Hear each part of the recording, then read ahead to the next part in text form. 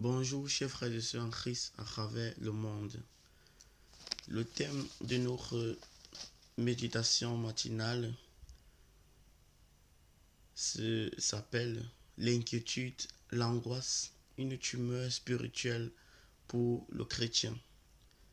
Aujourd'hui, de nombreux chrétiens, et je dirais aussi d'autres chrétiens entre guillemets, de nombreux chrétiens souffrent de l'angoisse, souffrent d'une inquiétude permanente, souffrent aussi de la dépression.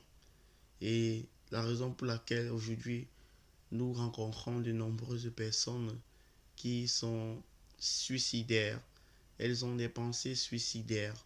À chaque coup d'angoisse, à chaque coup de dépression, à chaque situation d'inquiétude, elles recherchent la voie du suicide. Or, comme le dit la parole de l'Éternel, il n'y a rien de nouveau sous le soleil.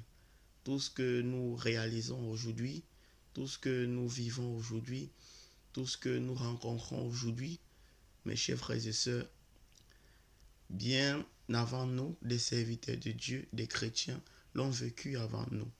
Et contrairement à ceux du monde qui recherchent leur joie dans des choses vaines, des choses passagères, des choses éphémères, nous recherchons notre joie dans la parole de Dieu.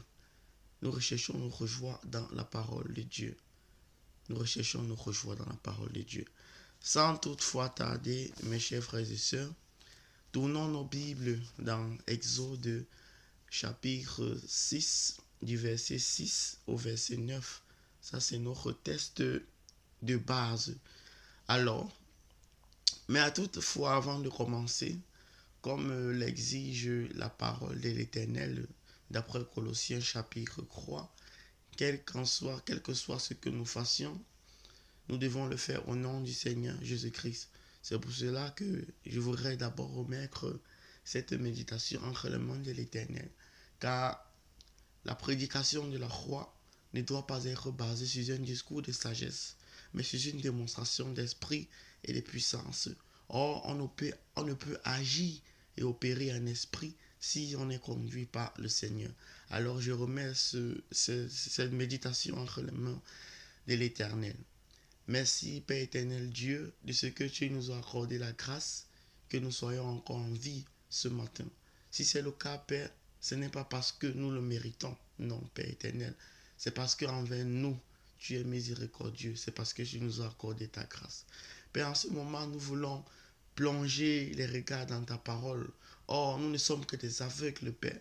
Sans ta présence, sans ta puissance, Père éternel, nous aurons beau plonger les regards dans ta parole, mais nous ne verrons rien. C'est pour cela, Père, que nous te prions de nous conduire dans tes voies, de nous conduire dans la vérité, Père éternel, Dieu Tout-Puissant. C'est ainsi, c'est par le nom puissant de ton Fils, le Seigneur Jésus-Christ, que nous t'avons ainsi prié. Amen. Alors, mes frères, tournons nos Bibles pour notre texte de base, comme je l'ai mentionné plus tôt. Exode chapitre 6, du verset 6 au verset 9. Alors, je lis au nom du Seigneur Jésus-Christ, Exode chapitre 6. C'est pourquoi, dis aux enfants d'Israël, je suis l'Éternel, je vous affranchirai des travaux dont vous chargent les Égyptiens. Je vous délivrerai de leur servitude et je vous sauverai à bras étendus et pas de grand jugement. Je vous prendrai pour mon peuple, je serai votre Dieu, et vous saurez que c'est moi l'Éternel votre Dieu, qui vous affranchit des travaux dont vous chargent les Égyptiens. Je vous ferai entrer dans le pays que j'ai juré de donner à Abraham, à Isaac et à Jacob. Je vous le donnerai en possession, moi l'Éternel. Ainsi parla Moïse aux enfants d'Israël, mais l'angoisse et la dure servitude les empêchèrent d'écouter Moïse.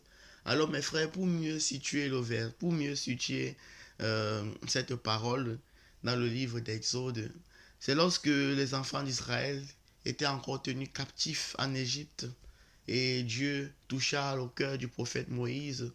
Dieu usa Moïse Dieu passa par Moïse, par l'entremise de Moïse pour délivrer son peuple des Égyptiens. Mais ici, au chapitre 6, du verset 6 au verset 9, c'est lorsque Moïse est arrivé en Égypte pour la première fois et a demandé à Pharaon au nom de l'Éternel de libérer le peuple d'Israël. Mais le cœur de Pharaon s'est endurci et il a doublé la peine. Il a doublé la peine du peuple d'Israël. Il devrait normalement fabriquer des briques. Il devait fabriquer des briques, mais je crois, Pharaon, selon ce que dit la parole, Pharaon a doublé la quantité de briques que devrait livrer le peuple d'Israël par jour, la quantité journalière de briques. Et cela fait à ce que le peuple se révolte contre Moïse, le peuple plongea dans l'inquiétude, le peuple plongea dans l'angoisse, et le peuple ne voulut plus écouter Moïse. Alors, mes frères, ça c'est une situation que nous vivons encore aujourd'hui. Cette situation est encore d'actualité. Cette situation est encore d'actualité. Bien de fois, les tribulations surviennent de tous côtés. Les tribulations surviennent de tous côtés. Les épreuves surviennent de tous côtés. D'ailleurs, comme le dit la parole de Dieu, tournons nos Bibles, mes frères et sœurs, dans 2 Timothée, chapitre 3, au verset 12. 2 Timothée, chapitre 3, au verset 12. 2 Timothée, chapitre 3, au verset 12. 2 Timothée. Ok, j'y suis déjà, mes frères et sœurs. 2 Timothée. Ok, j'y suis déjà. 2 Timothée, chapitre 3, verset 12. Que dit la parole? 2 Timothée, chapitre 3, verset 12. Je lis au nom du Seigneur Jésus-Christ. Or, tous ceux qui veulent vivre pieusement en Jésus-Christ seront persécutés. Mes frères et sœurs, tous ceux qui veulent vivre pieusement, c'est le mot pieusement important, il faut même le souligner. Tous ceux qui veulent vivre pieusement en Jésus-Christ, c'est-à-dire tous ceux qui veulent marcher dans les voies de l'Éternel, tous ceux qui veulent avoir Jésus-Christ pour modèle, ceux-là seront persécutés. Ceux-là vivront constamment dans la tribulation. Ceux-là vivront constamment dans les épreuves. Or, lorsque surviennent les épreuves, malheureusement, lorsqu'on est mal affermi, lorsqu'on n'est pas bien affermi dans la foi, lorsque notre foi est encore semblable aux branches d'arbres sèches, que lorsque apparaît l'automne, lorsque le vent secoue les feuilles mortes de cet arbre et qu'il balance dans toutes les directions. C'est comme ça que se comporte un chrétien qui n'est pas affermi dans la foi. Lorsque les tribulations arrivent, par exemple, tu as été licencié, par exemple, les enfants sont malades, tu te plonges dans une situation d'inquiétude. Tu te plonges dans une situation de détresse, tu te plonges dans une situation d'angoisse. Or, ces choses ne sont que normales, comme le dit la parole dans 2 Timothée, chapitre 3, verset 12. Tous ceux qui veulent vivre pieusement en Jésus-Christ, tous ceux qui veulent suivre la voie de la foi, tous ceux qui veulent avoir Jésus-Christ pour modèle, tous ceux qui veulent s'élever au standard du Seigneur Jésus-Christ, ceux-là seront persécutés.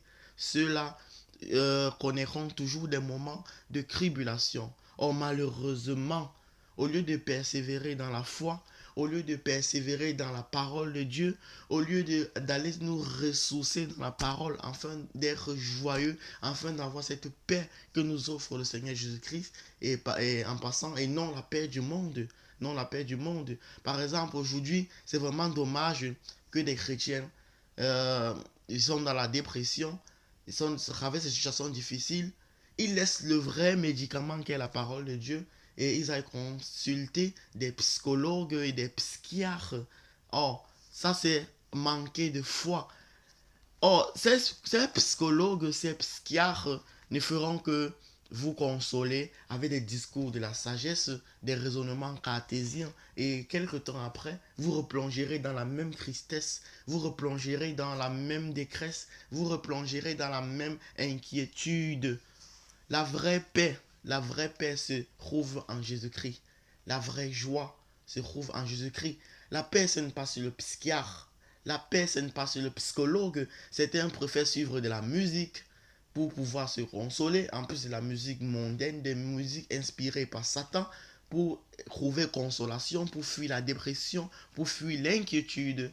Ça, c'est vraiment abandonner le vrai médicament. C'est un peu comme si vous demeurez dans une caverne. J'aimerais pas employer les mots des discours du monde, des discours philosophiques, mais je vais un peu utiliser cette illustration. C'est comme si vous vous retrouvez dans une caverne, vous criez à Dieu, vous dites Seigneur, je recherche, vous criez, vous recherchez la lumière, pourtant la lumière est à l'extérieur, mais parce que vous avez peur de sortir de la caverne, vous demeurez dans votre esclavage.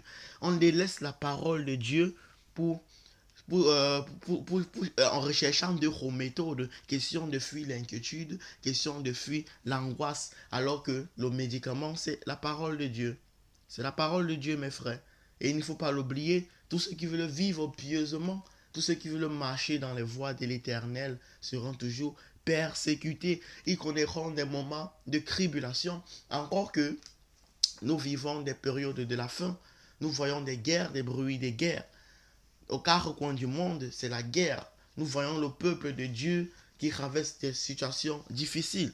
C'est en ce moment-ci que la tribulation est accrue. La tribulation, la persécution atteint déjà son paroxysme. Et les vrais chrétiens, affermis dans la foi, doivent avoir leur consolation dans la parole de Dieu. Ils ne doivent pas tomber dans la dépression pour quelque problème que ce soit un problème de maladie, que ce soit un problème au boulot, que ce soit un problème, quel que soit le problème, le chrétien n'a pas droit de tomber dans l'inquiétude. L'inquiétude ici, qui est le manque de quiétude, qui est le manque de paix d'esprit. On n'a pas le droit de tomber dans la quiétude, dans l'angoisse, la dépression. Non, c'est une tumeur spirituelle, c'est une carie dentaire spirituelle qui ronge le chrétien, le ronge et conduit au suicide. C'est pour cela que beaucoup de personnes aujourd'hui se suicident. Parce que ces personnes en ont marre de la dépression. Elles ont consulté des psychologues, elles ont consulté des psychiatres, elles ont mis en application toutes sortes de méthodes qui ont été conseillées, mais malheureusement, elles ont oublié que la méthode par excellence, la vraie et seule unique méthode, c'est la parole de Dieu. La parole de Dieu. Mes frères et sœurs, essayez un peu de voir les ravages de la dépression, les ravages de l'inquiétude, les ravages de l'angoisse. Tournons nos Bibles dans Proverbes, chapitre 12, verset 25. Proverbe chapitre 12, verset 25. C'est dans l'Ancien Testament. Proverbe chapitre 12, verset 25. Juste après le livre de Psaume. Juste après le livre de Psaume, nous avons le livre de Proverbes. Juste après le livre de Psaume, dans le livre de Proverbes. Alors, tournons nos Bibles dans Proverbes chapitre 12. Proverbe chapitre 12 au verset 25. Qu'est-ce qu'il est écrit? Proverbe chapitre 12, verset 25. L'inquiétude dans le cœur de l'homme l'abat, mais une bonne parole le réjouit, s'il vous plaît. L'inquiétude dans le cœur de l'homme l'abat. Ici, abattre, si on veut faire une extension, cela veut dire tuer. Abattre, tuer physiquement comme spirituellement. La dépression, l'angoisse peut tuer physiquement. Il y a certains qui se suicident, il y a certains qui meurent d'AVC, il y a certains qui meurent de crise cardiaque. Un vrai chrétien devait voir l'AVC, la crise cardiaque, plus spirituellement. Ici, il est écrit l'inquiétude dans le cœur de l'homme là-bas. La plupart des personnes qui meurent d'AVC, qui meurent de crise cardiaque, c'est à cause de l'inquiétude, c'est à cause d'une angoisse permanente, c'est à cause des tortures qui se font dans le cœur, c'est à cause de la dépression. Comme le dit Proverbe chapitre 12, verset 25, l'inquiétude dans le cœur de l'homme là-bas. Mes frères et sœurs, en tant que chrétiens, nous devons savoir aujourd'hui que l'inquiétude, l'angoisse, la dépression sont des ennemis à combattre. Et il est ici à noter, en passant, l'inquiétude, la dépression, l'inquiétude conduit à l'angoisse. Et l'angoisse, une fois consommée, conduit à la dépression. Et la dépression, lorsqu'elle atteint un certain paroxysme, cette dépression peut conduire au suicide. C'est pour cela qu'il est écrit l'inquiétude dans le cœur de l'homme là-bas. Cela peut l'abattre physiquement, l'abattre de façon littérale, la barre physiquement et la barre aussi spirituellement. Il y a certains qui s'endorment dans la foi, certains qui font naufrage dans la foi, certains qui sont endormis en esprit. C'est-à-dire quoi? Ils ont délaissé la parole de Dieu pour aller dans le monde chercher des méthodes pour fuir l'angoisse, pour fuir l'inquiétude, pour fuir la dépression, alors qu'une bonne parole réjouit le cœur de l'homme. Comme il est écrit dans Proverbe chapitre 12, verset 25, l'inquiétude abat le cœur de l'homme, l'inquiétude abat l'homme, mais une bonne parole réjouit. Alors ici, il faut noter quelque chose. Qu'est-ce qui est valable en tant que bonne parole? Qu'est-ce qui est valable en tant que bonne parole? Est-ce des discours de la sagesse? Est-ce des discours du psychologue? Est-ce des discours du psychiatre? Est-ce en suivant de la musique mondaine?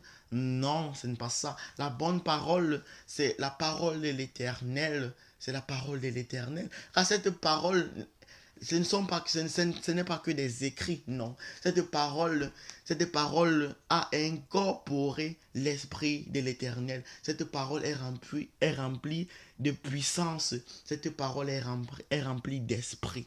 Voilà où nous devons trouver consolation lorsque nous sommes dans des moments de tribulation, lorsque nous traversons des moments d'angoisse, d'inquiétude et même de dépression. Un chrétien normalement affermi ne devrait jamais souffrir de dépression, d'après ce que nous allons lire dans 1 Thessaloniciens chapitre 5 du verset 16 au verset 19. Alors mes frères, retournons dans 1 Thessaloniciens chapitre 5. 1 Thessaloniciens chapitre 5. 1 Thessaloniciens chapitre 5, ça fait partie des épîtres de l'apôtre Paul. 1 Thessaloniciens chapitre 5. Thessaloniciens juste après le livre de Colossiens. 1 Thessaloniciens 1 Thessaloniciens chapitre 5, mes frères. 1 Thessaloniciens. 1 Thessaloniciens, mes frères. 1 Thessaloniciens chapitre 5. Du verset 16 au verset 19. Alors je lis par le nom puissant du Seigneur Jésus-Christ. 1 Thessaloniciens chapitre 5 verset 16. Soyez toujours joyeux, mes frères. Il n'est pas dit soyez joyeux. Soyez toujours joyeux. C'est-à-dire cette joie doit subsister permanemment. On doit être permanemment joyeux. On doit demeurer dans la joie. C'est la seule façon pour fuir l'inquiétude, pour fuir l'angoisse. Or, comment demeurer joyeux? Est-ce en allant suivre des musiques mondaines? Est-ce en allant consulter le psychiatre? Est-ce en allant consulter le psychologue? Non. La seule façon d'être joyeux, c'est de méditer quotidiennement la parole de l'Éternel, offrir à Dieu des sacrifices de louange. Sacrifices de louange, c'est-à-dire, malgré que nous traversons des moments de tribulation, malgré que nous traversons des moments de dépression, nous chantons des cantiques, nous louons l'Éternel, nous louons sa grâce. C'est ça un sacrifice de louange. C'est-à-dire louer l'Éternel pour sa grâce en lui rendant des actions de grâce malgré la tribulation, malgré l'angoisse. C'est ça un sacrifice de louange. C'est ça la seule façon de rester joyeux. Parce que le chrétien vivra toujours le vrai chrétien sera toujours persécuté. Nous ne croyons pas qu'il y aura une période de notre marche chrétien où nous serons épargnés de toute tribulation. C'est faux. Le Seigneur Jésus-Christ, pendant son ministère, a été persécuté jusqu'à la croix. Alors, nous ne ferons pas exception. Nous serons aussi persécutés jusqu'à la croix. Parce que le serviteur ne peut être plus grand que le maître. Si le maître a été persécuté, les serviteurs seront aussi persécutés. Alors nous serons toujours persécutés. Et la seule façon de demeurer dans la joie, malgré ces persécutions, c'est d'offrir à Dieu des sacrifices de louange. Louer l'Éternel, demeurer dans la joie. Alors mes frères, verset 17, qu'est-ce qu'il est écrit? Priez sans cesse. Priez sans cesse. Ici on voit aussi un lien entre le verset 16 et le verset 17. Soyez toujours joyeux. Priez sans cesse. On ne peut être toujours joyeux. Un chrétien, parce que le chrétien vivra toujours la tribulation. Ceux du monde, ils parlent de joie lorsqu'il y a absence de tribulation, absence d'obstacles, absence de situations difficiles. Mais le chrétien doit voir les choses autrement. Le chrétien doit voir les choses autrement. Toi en tant que chrétien, moi en tant que chrétien, malgré la tribulation, malgré la joie, malgré l'angoisse, malgré les situations difficiles, je dois demeurer joyeux. Et comment demeurer joyeux? Je dois aussi prier sans cesse. Pourquoi prier sans cesse? Parce que la chair est faible. Pendant la tribulation, la chair, nous avons toujours ce penchant charnel à vouloir abandonner, à vouloir retourner à ce que nous avons vomi, à retourner dans le monde. Mais nous devons prier sans cesse parce que, afin de pouvoir, comment je dirais, afin de pouvoir galvaniser l'esprit, afin de pouvoir soutenir l'esprit. Parce que la nourriture de l'esprit, c'est la parole de Dieu.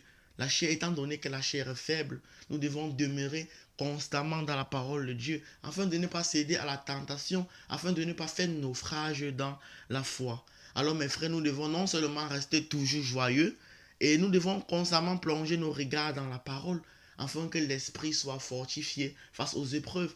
Il est ici à rappeler, avant que le Seigneur Jésus ne soit livré aux pharisiens, aux grands prêtres, quelle était la dernière chose que le Seigneur a faite? Il a prié. Et il a prié, pourquoi? Parce que la chair est faible. La chair est faible, mais la parole de Dieu, c'est l'épée de l'esprit. La parole de Dieu, c'est l'épée de l'esprit. C'est la raison pour laquelle nous devons constamment prier. Si la tribulation surgit, si l'angoisse surgit, mes frères, il ne faut pas plonger dans l'angoisse, il ne faut pas plonger dans la tribulation, il ne faut pas plonger dans l'inquiétude, mais il faut se réfugier dans la parole. Il faut louer l'Éternel, lui rendre grâce malgré les épreuves. C'est ça qu'on appelle un sacrifice de louange. Alors mes frères, verset 18, rendez grâce en toutes choses. Nous sommes dans 1 Thessaloniciens chapitre 5, verset 18. Rendez grâce en toutes choses. En toutes choses, ça veut dire quoi? Quel que soit dans les situations, que ce soit dans les situations difficiles, que ce soit dans les situations de joie, on doit rendre grâce en toutes choses. On doit offrir à Dieu des sacrifices de louange. Et au verset 19, n'éteignez pas l'esprit. Et voici d'où vient la chute de plusieurs chrétiens. Plusieurs chrétiens rétrogradent parce qu'ils éteignent l'esprit. Comment éteindre l'esprit? Il suffit de ne plus vivre dans la prière. Il suffit de ne plus lire abondamment la parole de Dieu. C'est comme cela que l'esprit va s'affaiblir. La chair prendra le dessus et on replongera dans ce qu'on a vomi. On retournera dans le monde et l'esprit finira par s'éteindre. On mourra. C'est comme si on est mort spirituellement. C'est la mort spirituelle lorsque l'esprit est éteint. On arrête de lire la parole de Dieu, on arrête de prier, on arrête de vivre pleinement dans la foi. L'esprit finit par s'éteindre et c'est comme ça qu'on plonge de plus en plus dans la dépression, on plonge dans l'inquiétude, on plonge dans l'angoisse et c'est ce qui conduit au suicide. Et mes frères, que personne ne vous égare. Celui qui se suicide, comme le dit la parole de l'Éternel, notre corps est le temple de Dieu. Nous ne nous appartenons plus. Un chrétien, son corps ne l'appartient plus, son corps appartient à Dieu, son corps est le temple de Dieu, il a été racheté à un très grand prix par le sang de Jésus-Christ. Alors, et que dit l'Éternel, celui qui détruit le temple de l'Éternel sera aussi détruit par l'Éternel. Toi qui te suicides, tu es en train de détruire le temple de l'Éternel qui est ton corps. Tu mets fin à tes jours. Tu mets fin à tes jours. Or, que dit la parole de l'Éternel à travers l'apôtre Paul? Les meurtriers n'auront point part à l'héritage offert par Dieu. Les meurtriers n'entreront pas dans le royaume de Dieu. Alors mon frère, la solution n'est pas le suicide. Reviens à l'Éternel, plonge tes regards dans la parole. Reste dans la joie en offrant à Dieu des sacrifices de louange, c'est-à-dire en rendant grâce à Dieu en toutes choses, malgré les tribulations, malgré les persécutions. Car nous vivons des temps difficiles, nous vivons des périodes difficiles, nous vivons des tribulations. Aux quatre coins du monde, c'est la guerre. S'il y a des bruits de guerre, il y a des tensions, l'ennemi travaille puissamment. Mais tristement, des chrétiens sont en train de faire naufrage dans la foi. Ils sont en train d'éteindre l'esprit en délaissant la parole, en délaissant la foi pour retourner dans le monde. Alors mes frères, Dieu nous interpelle ce matin de revenir vers lui. Ses bras ne sont jamais assez courts pour ne pas, ses bras ne sont pas trop courts pour ne pas nous venir en aide. L'Éternel vient en aide à celui qui se repent de ses fautes, à celui qui s'humilie devant sa face, car il résiste aux orgueilleux. Alors mes frères, la solution n'est pas la dépression, la solution n'est pas le suicide.